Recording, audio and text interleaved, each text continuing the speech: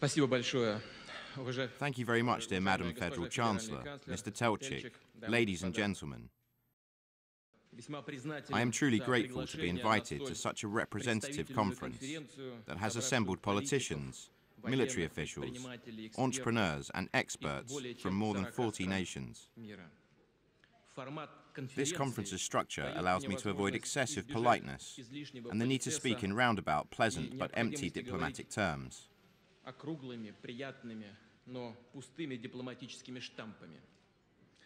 This conference's format will allow me to say what I really think about international security problems. And if my comments seem unduly polemic, pointed or inexact to our colleagues, then I would ask you not to get angry with me. After all, this is only a conference, and I hope that after the first 2 or 3 minutes of my speech, Mr. Telchik will not turn on the red light over there.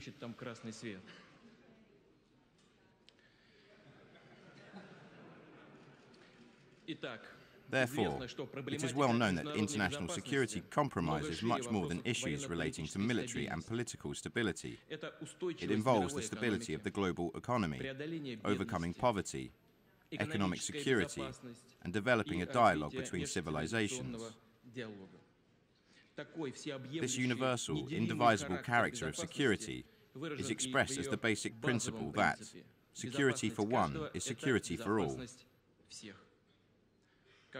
As Franklin D. Roosevelt said during the first few days that the Second World War was breaking out, when peace has been broken anywhere, the peace of all countries everywhere is in danger. These words remain topical today. Incidentally, the theme of our conference, Global Crises, Global Responsibility, exemplifies this. Only 2 decades ago, the world was ideologically and economically divided, and it was the huge strategic potential of 2 superpowers that ensured global security. This global standoff pushed the sharpest economic and social problems to the margins of the international communities and the world's agenda. And just like any war, the Cold War left us with live ammunition, figuratively speaking.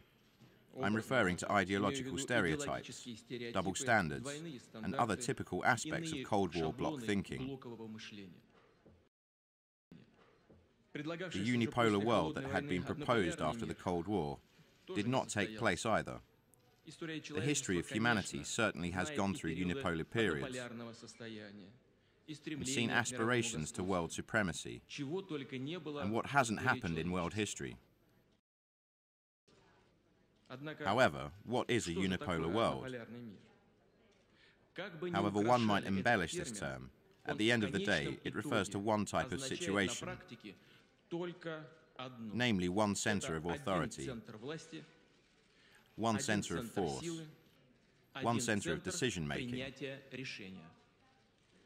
It is a world in which there is one master, one sovereign, and at the end of the day, this is pernicious not only for those within this system, but also for the sovereign itself, because it destroys itself from within. And this certainly has nothing in common with democracy, because, as you know, democracy is the power of the majority, in light of the interests and opinions of the minority.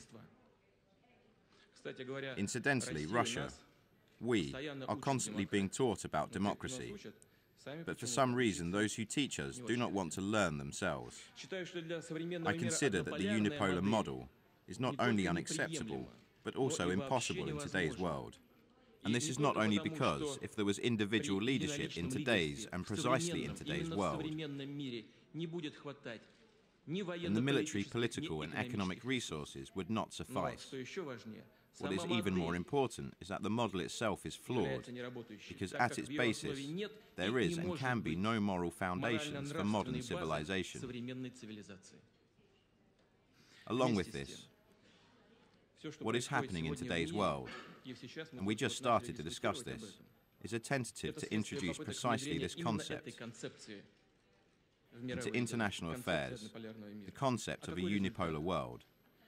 And with which results? Unilateral and frequently illegitimate actions have not resolved any problems. Moreover, they have caused new human tragedies and created new centers of tension. Judge for yourselves. Wars as well as local and regional conflicts have not diminished. Mr. Telchik mentioned this very gently. And no less people perish in these conflicts. Even more are dying than before, significantly more, significantly more. Today we are witnessing an almost uncontained hyper-use of force, military force, in international relations.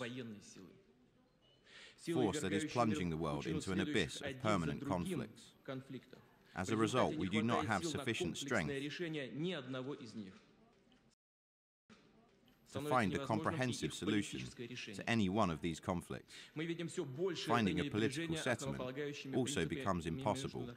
We are seeing a greater and greater disdain for the basic principles of international law, and independent legal norms are, as a matter of fact, coming increasingly closer to one state's legal system.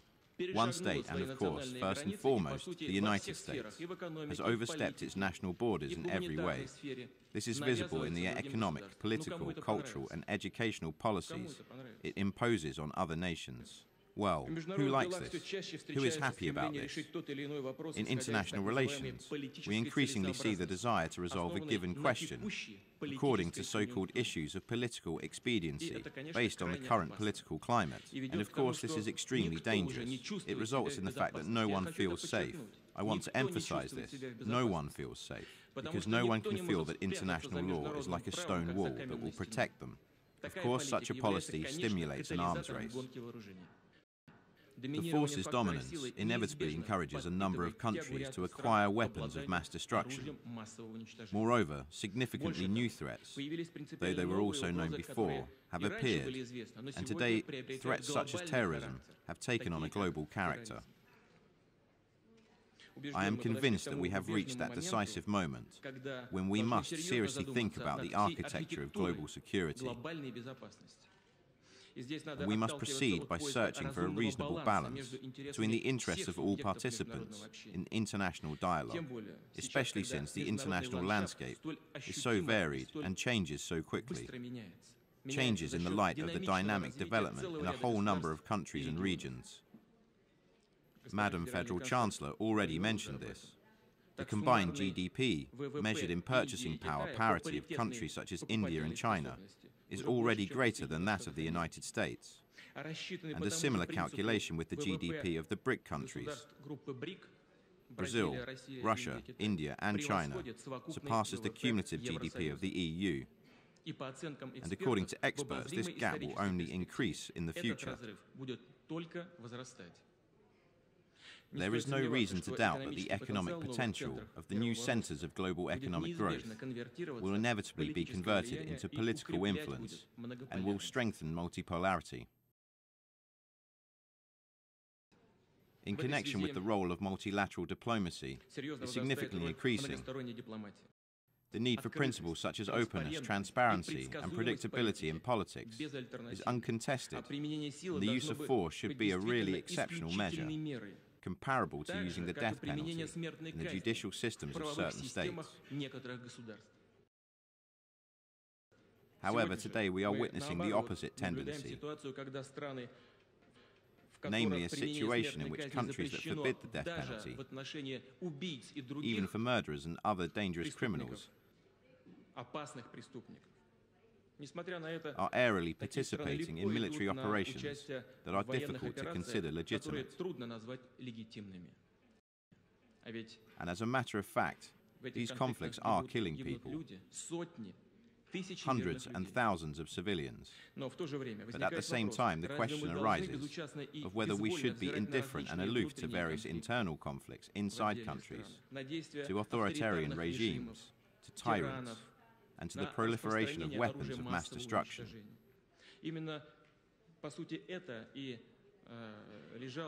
As a matter of fact, this was also at the center of the question that our dear colleague Mr. Lieberman asked the Federal Chancellor.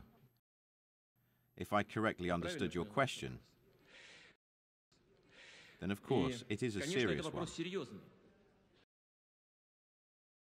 Can we be indifferent observers in view of what is happening? I will try to answer your question as well. Of course not. But we do have the means to counter these threats. Certainly we do. It is sufficient to look at recent history. Did not our country have a peaceful transition to democracy? Indeed, we witnessed a peaceful transformation of the Soviet regime. A peaceful transformation. And what a regime! With what a number of weapons, including nuclear weapons. Why should we start bombing and shooting now at every available opportunity? Is it the case when without the threat of mutual destruction, we do not have enough political culture, respect for democratic values and for the law? I am convinced that the only mechanism that can make decisions about using military force as a last resort is the Charter of the United Nations. And in connection with this, either I did not understand what our colleague, the Italian Defense Minister, just said, or what he said was inexact. In any case, I understood that the use of force can only be legitimate when the decision is taken by NATO, the EU, or the UN. If he really does think so, then we have different points of view. Or I didn't hear correctly. The use of force can only be considered legitimate if the decision is sanctioned by the UN. And we do not need to substitute NATO or the EU for the UN. When the UN will truly unite the forces of the international community and can really react to events in various countries, when we will leave behind this disdain for international law, then the situation will be able to change. Otherwise, the situation will simply result in a dead end, and the number of serious mistakes will be multiplied. Along with this, it is necessary to make sure that international law have a universal character both in the conception and application of its norms. And one must not forget that democratic political actions necessarily go along with discussion and are laborious decision-making processes.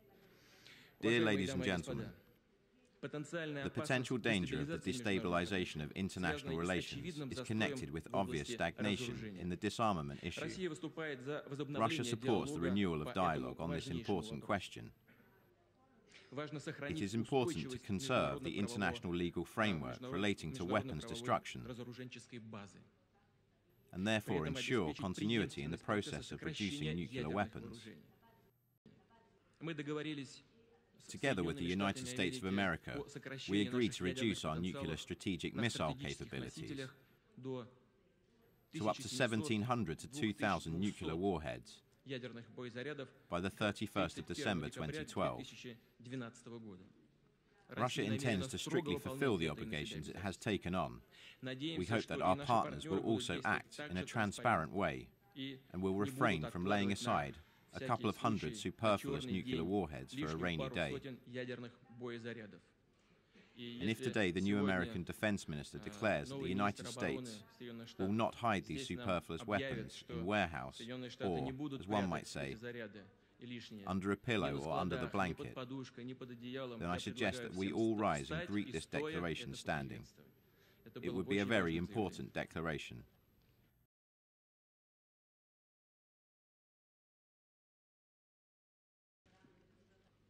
Russia strictly adheres to and intends to further adhere to the Treaty on the Non-Proliferation of Nuclear Weapons, as well as the multilateral supervision regime for missile technologies. The principles incorporated in these documents are universal ones.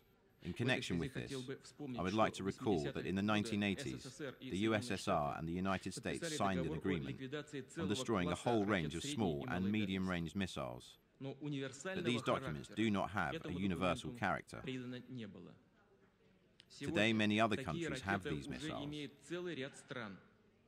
including the Democratic People's Republic of Korea, the Republic of Korea, India, Iran, Pakistan, and Israel. Many countries are working on these systems and plan to incorporate them as part of their weapons arsenals. And only the United States and Russia bear the responsibility to not create such weapon systems. It is obvious that in these conditions, we must think about ensuring our own security. At the same time, it is impossible to sanction the appearance of new destabilizing high-tech weapons. Needless to say, it refers to measures to prevent a new area of confrontation, especially in outer space. Star Wars is no longer a fantasy, it is a reality. In the middle of the 1980s, our American partners were already able to intercept their own satellites. In Russia's opinion, the militarization of outer space could only have unpredictable consequences for the international community and provoke nothing less than the beginning of a nuclear era. And we have come forward more than once with initiatives designed to prevent the use of weapons in outer space. Today, I would like to tell you that we have prepared a project for an agreement on the prevention of deploying weapons in outer space. And in the near future, it will be sent to our partners as an official proposal. Let's work on this together. Plans to expand certain elements of the anti-missile defense system to Europe cannot help but disturb us. Who needs the next step of what would be, in this case, an inevitable arms race? I deeply doubt that Europeans themselves do. Missile weapons with a range of about 5,000 to 8,000 kilometers that really pose a threat to Europe do not exist in any of the so-called problem countries. And in the near future and prospects, this will not happen and is not even foreseeable. And any hypothetical launch of, for example, a North Korean rocket to American territory through Western Europe obviously contradicts the laws of ballistics. As we say in Russia, it would be like using the right hand to reach the left ear. And in Germany, I cannot help but mention the pitiable condition of the Treaty on Conventional Armed Forces in Europe. The adapted Treaty on Conventional Armed Forces in Europe was signed in 1999.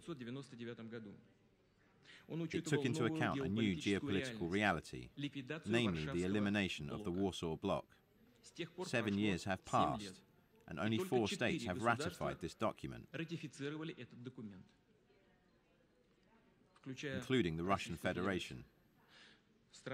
NATO countries openly declared that they will not ratify this treaty, including the provisions on flank restrictions, on deploying a certain number of armed forces in the flank zones, until Russia removed its military bases from Georgia and Moldova. Our army is leaving Georgia, even according to an accelerated schedule. We resolved the problems we had with our Georgian colleagues, as everybody knows. There are still 1,500 servicemen in Moldova that are carrying out peacekeeping operations and protecting warehouses with ammunition left over from Soviet times. We constantly discuss this issue with Mr. Solana, and he knows our position. We are ready to further work in this direction. But what is happening at the same time? Simultaneously, the so-called flexible frontline American bases, with up to 5,000 men in each. It turns out that NATO has put its frontline forces on our borders, and we continue to strictly fulfill the treaty obligations and do not react to these actions at all. I think it is obvious that NATO expansion does not have any relation with the modernization of the alliance itself or with the ensuring security in Europe. On the contrary, it represents a serious provocation that reduces the level of mutual trust. And we have the right to ask, against whom is this expansion intended? And what happened to the assurances our Western partners made after the dissolution of the Warsaw Pact? Where are those declarations today? No one even remembers them, but I will allow myself to remind this audience what was said. I would like to quote the speech of NATO General Secretary, Mr. Warner, in Brussels on the 17th of May 1990. He said at that time that the fact that we are ready not to place a NATO army outside of German territory gives the Soviet Union a firm security guarantee. Where are these guarantees?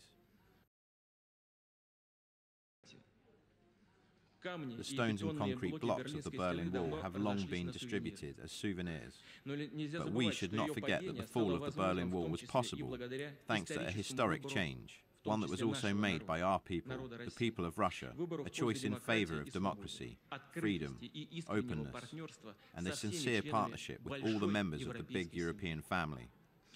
And now they are trying to impose new dividing lines and walls on us. These walls may be virtual, but they are nevertheless dividing, ones that cut through our continent. And is it possible that we will once again require many years and decades, as well as several generations of politicians, to disassemble and dismantle these new walls? Dear ladies and gentlemen, we are unequivocally in favor of strengthening the regime of non-proliferation. The present international legal principles allow us to develop technologies to manufacture nuclear fuel for peaceful purposes. And many countries, with all good reasons, want to create their own nuclear energy as a basis for their energy independence. But we also understand that these technologies can be quickly transformed into nuclear weapons. This creates serious international tensions. The situation surrounding the Iranian nuclear program acts as a clear example, and if the international community does not find a reasonable solution for resolving these conflicts of interest, the world will continue to suffer similar, destabilizing crises, because there are more threshold countries than simply Iran. We both know this.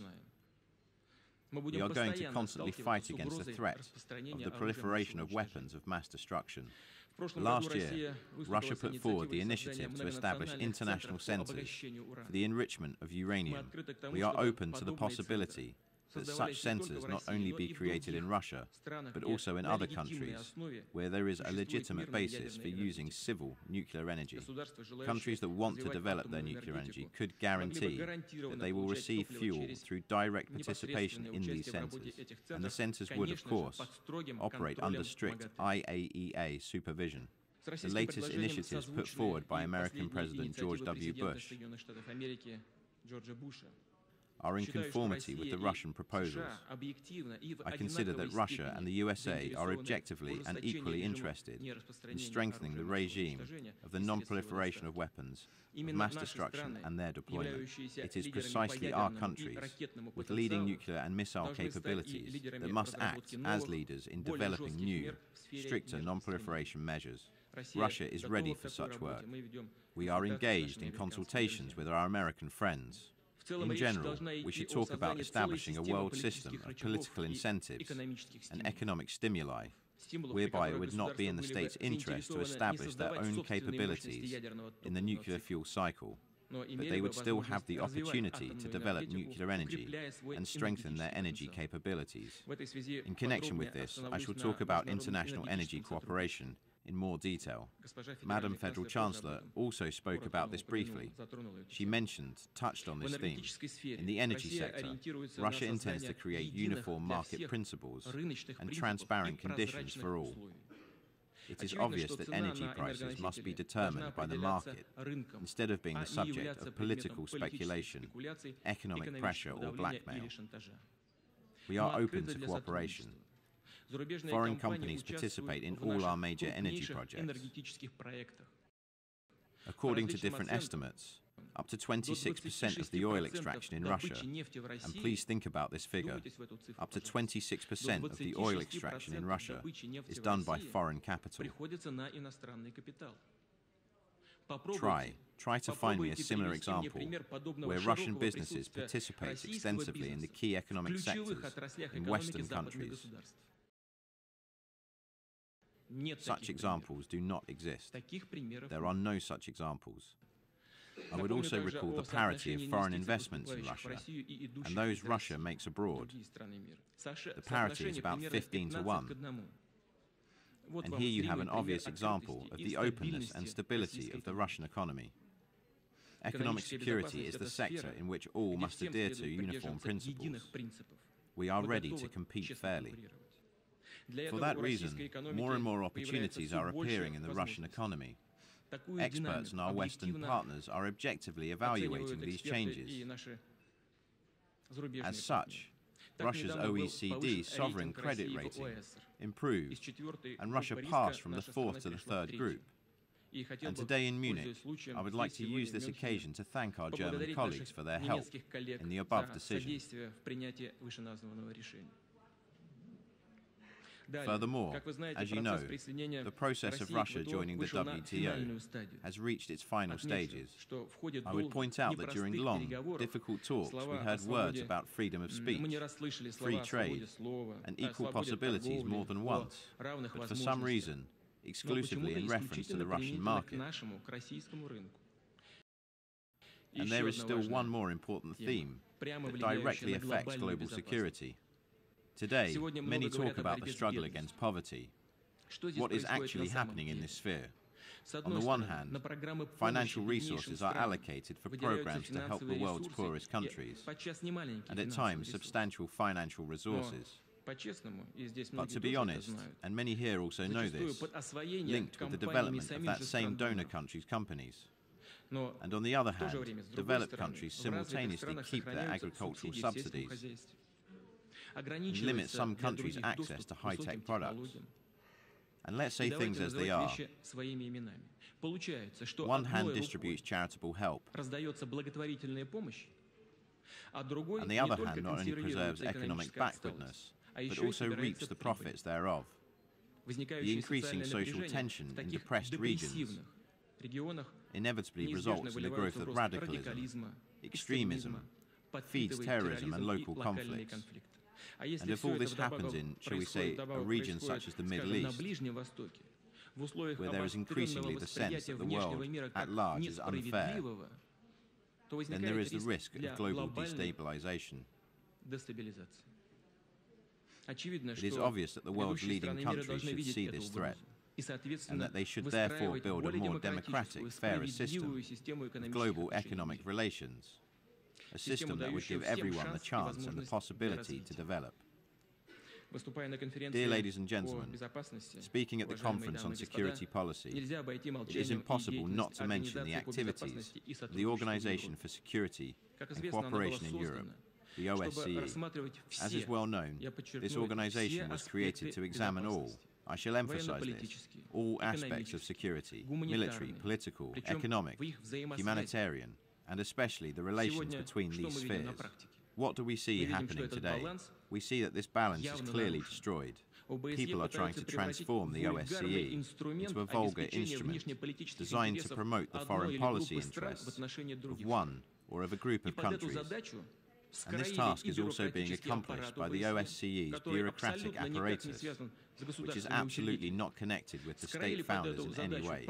Decision-making procedures and the involvement of so-called non-governmental organizations are tailored for this task. These organizations are formally independent, but they are purposefully financed and therefore under control. According to the founding documents, in the humanitarian sphere, the OSCE is designed to assist country members in observing international human rights norms at their request. This is an important task. We support this. But this does not mean interfering in the internal affairs of other countries, and especially not imposing a regime that determines how these states should live and develop. It is obvious that such interference does not promote the development of democratic states at all. On the contrary, it makes them dependent and, as a consequence, politically and economically unstable. We expect that the OSCE be guided by its primary task and build relations with sovereign states based on respect, trust and transparency.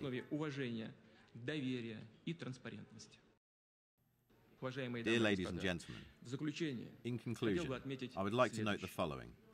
We very often, and personally I very often, hear appeals by our partners, including our European partners, to the effect that Russia should play an increasingly active role in world affairs. In connection with this, I would allow myself to make one small remark. It is hardly necessary to incite us to do so. Russia is a country with a history that spans more than 1,000 years and has practically always used the privilege to carry out an independent foreign policy. We are not going to change this tradition today. At the same time, we are well aware of how the world has changed. We have a realistic sense of our own opportunities and potential. And of course, we would like to interact with responsible and independent partners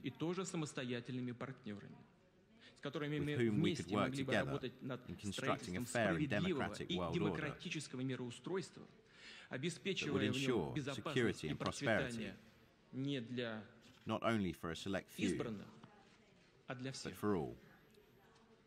Thank you for your attention.